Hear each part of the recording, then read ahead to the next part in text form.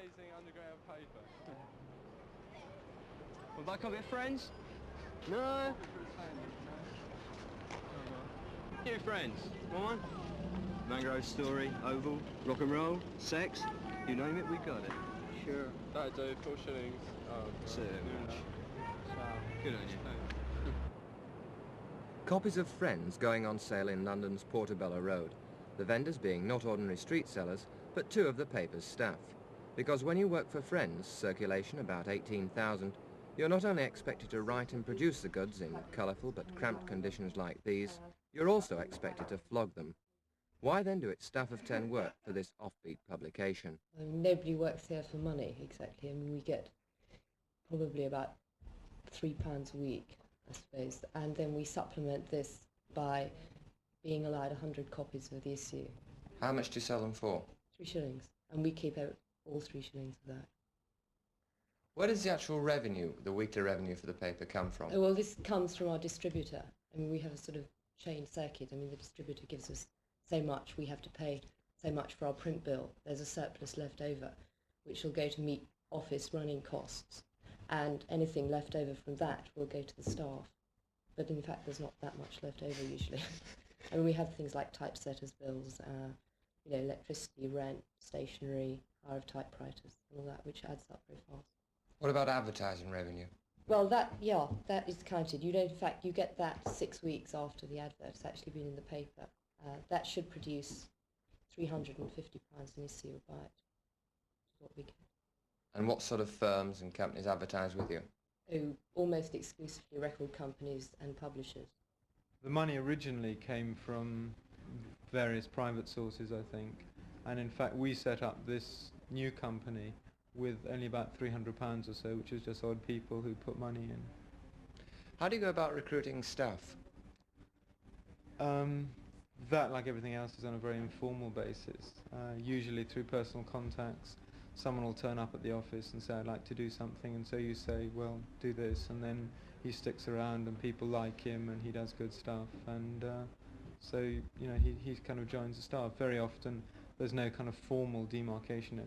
He's on the staff, he just sort of is around and he does a few things, and it just so happens that he's there, and then he decides to leave. What sort of market are you aiming at?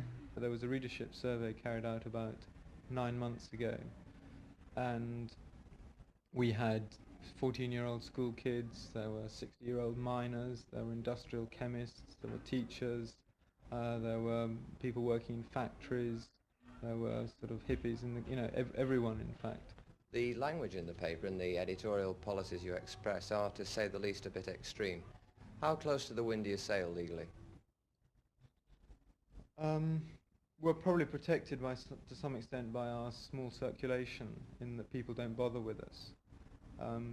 Certainly some of the stuff that we run, if run by, say, a national paper, would almost certainly result in some sort of either libel laws or prosecution or something.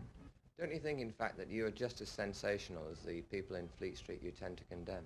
As far as the extreme treatment of some of the, perhaps, news items, I feel that very often it's an extreme treatment that's justified, and it's one that's born of a genuine anger and of a genuine feeling, rather than of something that's done simply to sell more copies of the paper. You are one of several underground newspapers now. Don't you think that with so many on the market there's a danger of them in fact becoming establishment? I think there's danger of something that's radical, out in front, whatever you like to call it.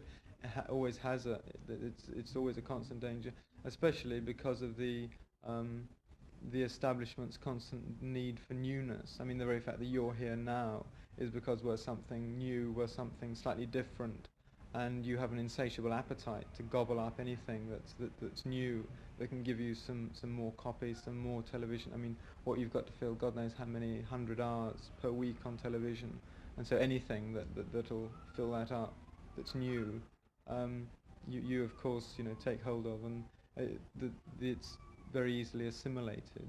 I mean, I think that's probably one of the, if you wanted to be cynical about the underground movement, you could probably say that one of its main functions is to provide new material for the reality machine.